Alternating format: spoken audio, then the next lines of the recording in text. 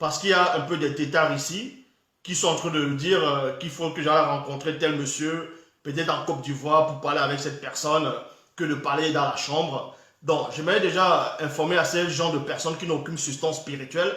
Déjà, vous-même, vous êtes des prostituées. Est-ce que vous comprenez? Ces gens de personnes qui viennent dans le direct, en venant dire, va plutôt parler à tel pasteur, tu es un prostitué. Un prostitué, c'est quoi? Tu es un prostitué. Pourquoi? Parce que quand tu écoutes un tel pasteur, tu écoutes peut-être un soi-disant pasteur, un soi-disant homme de Dieu, je dis bien soi-disant, qui va prôner la polygamie. Ça veut dire que tu adhères à ce qu'il dit. Donc, en adhérant à ce qu'il est en train de dire, il devient ton maître. Donc, tu manges de sa nourriture.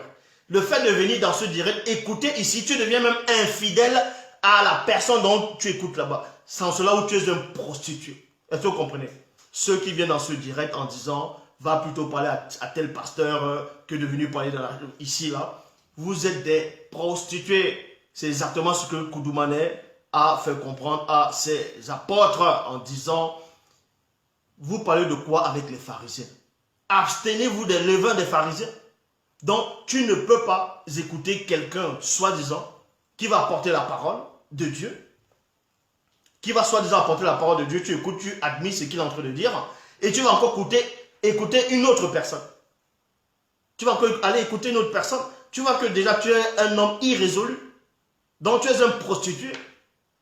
Tu es un chien. Tu es un chien. Un chien est de nature, un chien, il est infidèle. De nature, un chien est infidèle. Donc, tu es un prostitué. Exactement comme les gens qui vont venir prôner la polygamie dehors. C'est faux parce qu'ils vont prôner la polygamie dehors. Vous allez annoncer un Jésus qui n'existe même pas. Donc, pourquoi débattre avec quelqu'un qui est un idolâtre?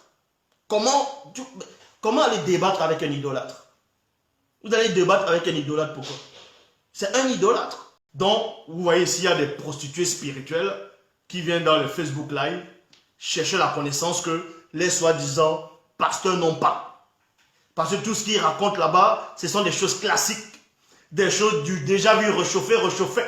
Il n'y a qu'un seul enseignant que même s'il prend le même sujet plusieurs fois, ça change néanmoins par rapport à la révélation, à plusieurs facettes, parce qu'il n'y a qu'un seul enseignant.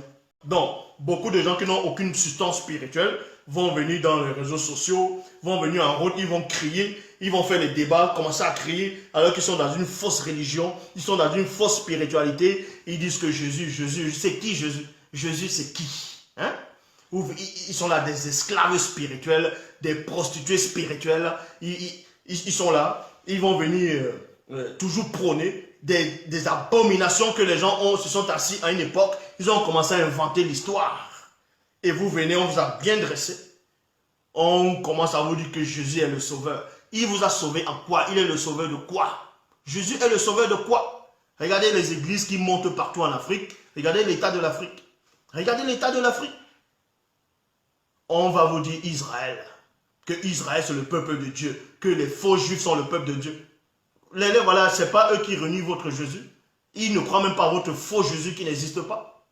Ils sont là, ils sont dans la bombe atomique. C'est des gens qui sont en train de prôner le mariage homme avec homme, des vrais racistes. Vous dites que c'est le peuple de Dieu. Quel est le peuple au monde qui sont les plus accueillants?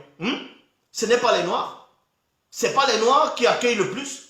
Malgré tout ce qu'on a fait aux Noirs, s'ils se rappellent de l'esclavage qui a duré, puisque tous les autres peuples dans le monde, vous pensez que s'ils étaient vraiment mauvais, ils allaient encore accepter que les étrangers viennent en Afrique? Vous êtes là. Vous ne savez rien de la spiritualité, vous venez ouvrir vos bouches des prostituées spirituelles. Donc, à tous ces rigolos-là, qui se disent pasteurs, je répète ici, à tous ces rigolos qui se disent pasteurs. Déjà, tous ces gens qui vont dire, il faut plutôt aller dans tel endroit affronter cet homme qui est en train de parler, il faut aller voir tel pasteur, va le défier là-bas en route. Mais cet homme-là, il est qui? Pour que quelqu'un comme moi, je puisse me déplacer pour aller lui parler. C'est de lui donner de l'importance. C'est un rigolo, c'est un tétard, c'est un esclave. C'est un prostitué spirituel.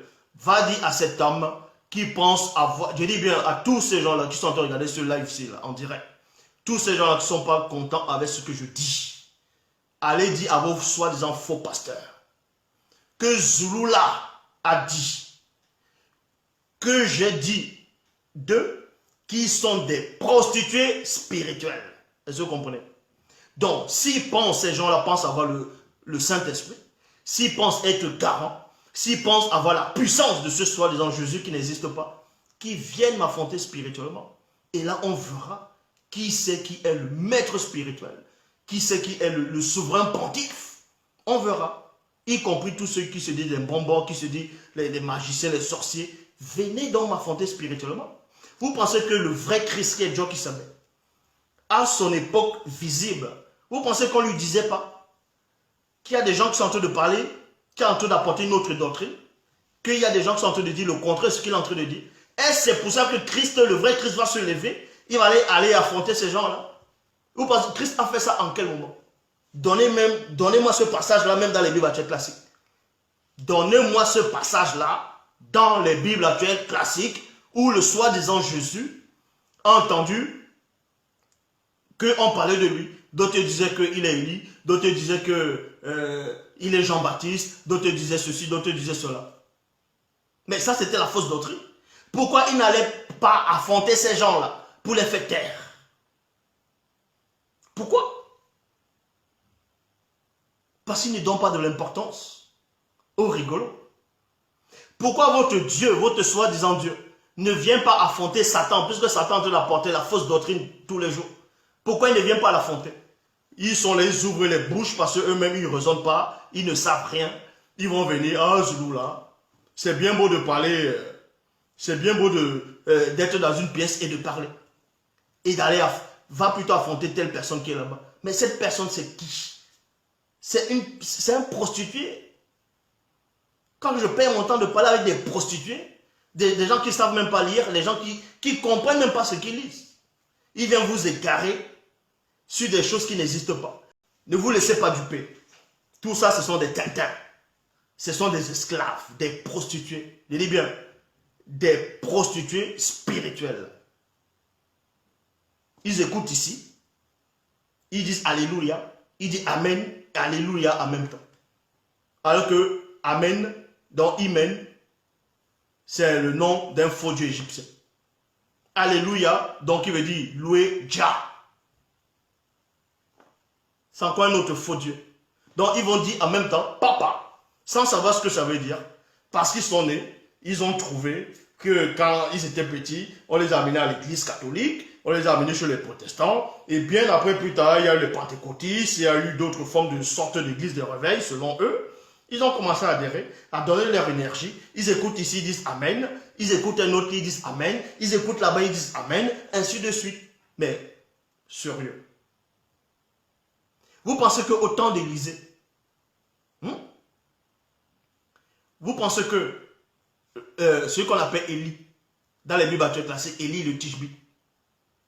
Élie était un prophète dans les Bibles actuelles classiques, un puissant prophète. Il avait un disciple.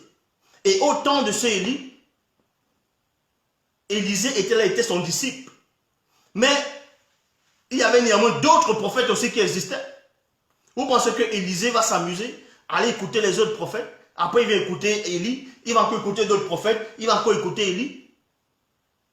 Parce que ce n'était pas un prostitué spirituel. Ce n'était pas un prostitué spirituel. Vous pensez que quand celui qu'on va appeler Jean le Baptiste, il était avec deux de ses disciples, à un moment donné, il était avec deux disciples, il voit le Christ passer, il dit celui-ci est le Fils de Dieu, celui-ci est l'agneau de Dieu, qui ôte le péché du monde. Bravo! Quand Jean-Baptiste a témoigné de ce Christ-là, les deux qui étaient avec Jean-Baptiste n'ont pas laissé Jean-Baptiste, ils ont suivi le Christ. Montrez-moi un autre passage où après ils sont revenus voir, écouter encore ce que Jean-Baptiste disait. Et puis repartir encore écouter le Christ, revenir encore écouter Jean-Baptiste. Vous voyez, ce sont des gens irrésolus. Ils vont dire qu'ils ont le Saint-Esprit.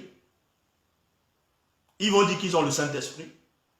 Regardez, hein, ces gens-là, ces chrétiens-là, ils vont dire qu'ils ont le Saint-Esprit.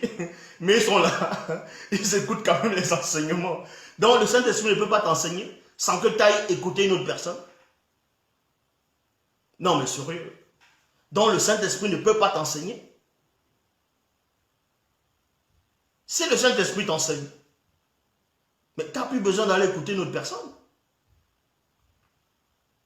Vous pensez que le Christ, dans le vrai Christ, qui avait le Saint-Esprit dans le Mundi Musangi, il allait encore aller s'asseoir et écouter une autre personne parler? Mais tu allais l'enseigner quoi? Les apôtres eux-mêmes, après qu'ils ont reçu le Saint-Esprit, et bien après ils ont reçu le baptême, vous pensez qu'ils allaient encore écouter qui? À part eux-mêmes. Parce que c'est eux-mêmes, ils formaient un cercle. Vous pensez qu'ils allaient encore aller écouter qui? Donc, il y a des prostituées spirituelles. Le vendredi, ils savent que Zulu là va venir, va déverser une connaissance formidable. Ils vont venir écouter.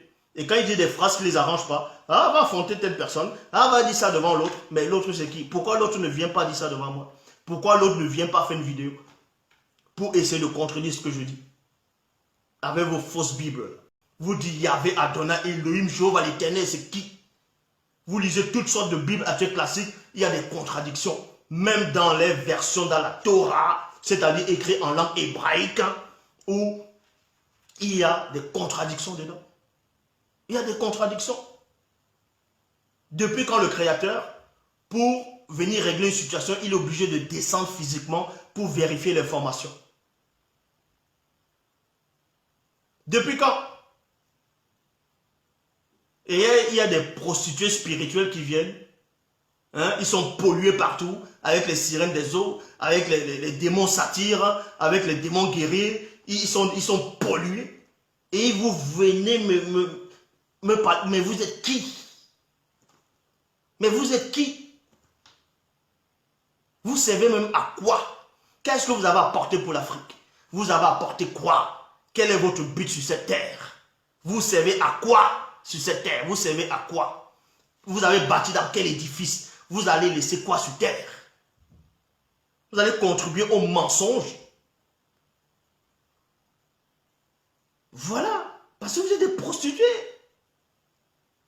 Donc sachez donc qu'il n'y a qu'un seul souverain pontife. Donc un seul maître spirituel de l'univers, des multivers, de toutes les réalités. C'est celui qui est en face de vous. Je dis encore, toutes les religions qui sont dans le monde, toute forme de croyance, toute forme de spiritualité sont dans le faux. Ils adorent tous des faux dieux, ils n'ont que des sensations. Peu importe la religion, peu importe les explications de la spiritualité, vous êtes tous dans le faux. Et c'est celui qui est en face de vous. Donc, quand je dis je, c'est Dieu qui dit je.